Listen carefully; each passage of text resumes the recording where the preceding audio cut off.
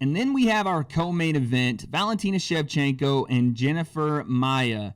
Listen, I'm not going to lie to you guys. Jennifer Maia is not someone that I know too much about. Obviously, looking at her record, she has fought some of the best at 25, but it's some of the usual suspects, right?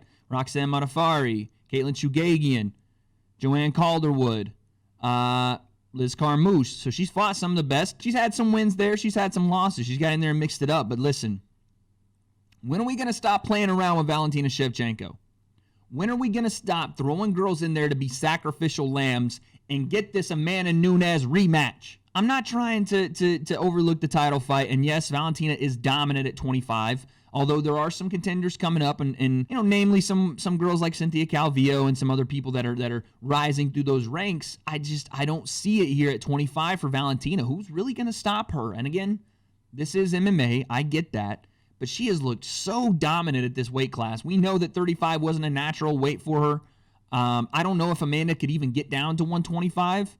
And we've talked about that, the way she fluctuates at 145 and 135. But if you look at this weight division, who can stop Valentina Shevchenko? That's the real question we're going to ask continuously until a challenger is presented that isn't just middle of the pack and happens to win a couple in a row and gets stuck in that spot to be like, okay, you're the number one contender. Let's see what you got. I mean, let's look at the last couple of fights for Valentina Shevchenko. She obliterates Jessica Ai. Wins a decision over Joanna Jędrzejczyk, which was a fun fight, but Valentina just too much for her. And we know Joanna Jędrzejczyk is game, one of the best to ever do it. And Valentina just too big at that weight class, out-grappled and outstruck her. Insane. Gets a decision over Liz Carmouche, dominated that fight. And then TKO's Caitlin Chugagian, who's also fighting on this card. She's the number 2 girl in the world. And Shevchenko made it look like easy work. Easy work for this girl I know Valentina's got tattoos of guns and she's like an assassin. I'm not trying to put it out there and be like misrepresenting her.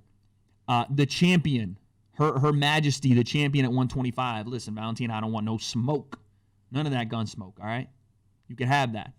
But I'm saying, like, who can really stop her? I don't know. The only matchup I see as potentially interesting for Valentina, if she so chooses to move back up to 135, is the lioness herself, Amanda Nunes. It makes sense. I thought that Valentina, at least in some cases, maybe if I go back and watch it, I would change my mind. I thought she won the fight. I thought she beat Amanda Nunes the first time they fought. I'd like to see the fight again. I don't know if we're ever going to see that fight again. I really don't. I think Valentina's comfortable dominating at 125, and Amanda's doing her thing, fluctuating at 35 and 45. But I think we, as an MMA community, would be robbed if we never got to see that fight again. As far as the title fight for Saturday, I think Valentina does what she does here. I mean, listen, Jennifer Maia could easily shock the world here and wrap Valentina up and choke her. But Valentina's grappling is so good, and it's become even better as she's gotten into the UFC. Obviously, her Muay Thai is nasty. She can put you down with everything from her shin bone to her elbow to obviously punches. Anything she wants, she can put you down with. We've seen it, and she has power at 25 to knock girls' lights out.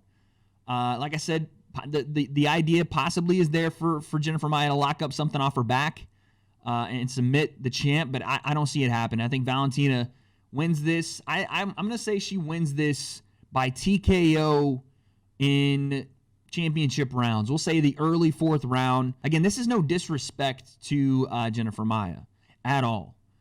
This is just, we're witnessing a dominant champion to the likes of the point they're so dominant that it doesn't even interest you to see them fight other people. Now, that's not me saying that, but it's the John Jones effects, right? Where there's no parity. There's no reason to believe that Valentina's going to lose this fight. Again, it is MMA and anything can happen, but Valentina's been so dominant at this weight class. She has found her weight class that I don't see anybody, again, maybe outside of Cynthia Calvillo, or some of these other girls that are brand new to the division coming out, but I don't see it. I'm saying Valentina by TKO, early 4th round. The bullet that pierces armor, Valentina lets him fly out of the chamber and wins this thing, takes home that belt, and still your women's 125 champion.